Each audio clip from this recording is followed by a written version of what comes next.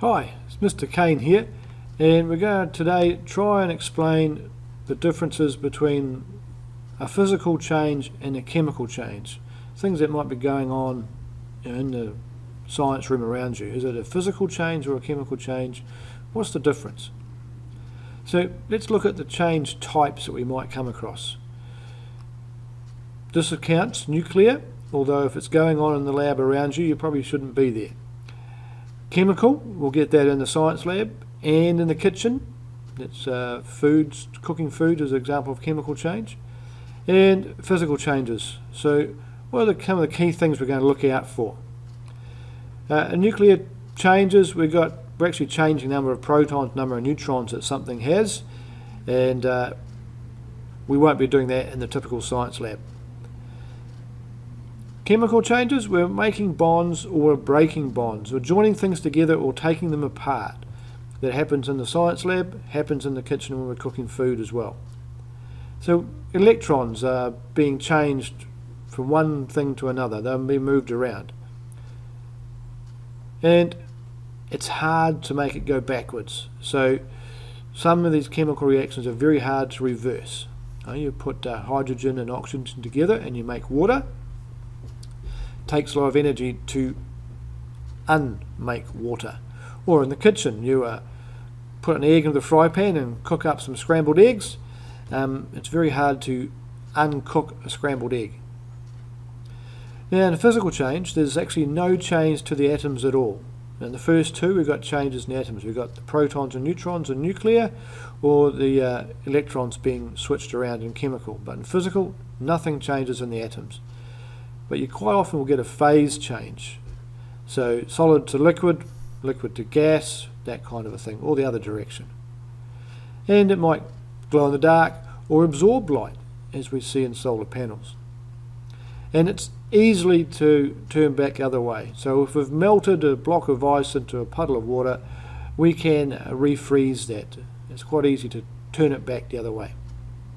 So, what's some other things to look out for? So we've got some chemical reactions going on here. We're pouring some stuff into our flasks, and what's happening? What's the evidence we're looking for? We'll get a gas given off sometimes, strange smells. So that's an example of a chemical change happening, if it's gassing away. A precipitate, a clear liquid will turn cloudy. That's what's happening in the middle flask here. It's turned cloudy and something's sort of settling to the bottom, perhaps.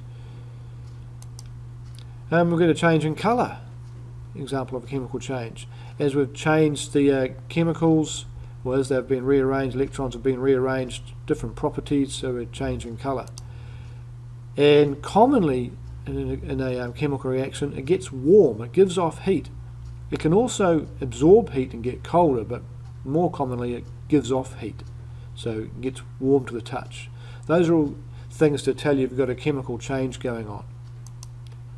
Let's see, if we haven't got a chemical change, so a physical change, examples of that. Sublimation and crystallization, they are fancy words for a phase change. Crystallization is something becoming a solid, and sublimation is when a solid turns directly to a gas. So they're phase changes. If it's glowing in the dark, we've got fluorescence going on. So we can go the other way as well. It can absorb light or give off light. So it's reversible things. These are all reversible stuff. Righto. We get up in the morning, making toast for breakfast. I like mine with Marmite, personally, but you might have honey or jam or something on yours. When you're making the toast, you notice that it changes colour from a light bread to, goes quite a bit darker, and texture changes the same as well. Texture is different. By some strange coincidence, later that day, your teacher in science class asked for some examples of physical and or chemical changes. Is your toast an example of a physical change or a chemical change? Which one is it?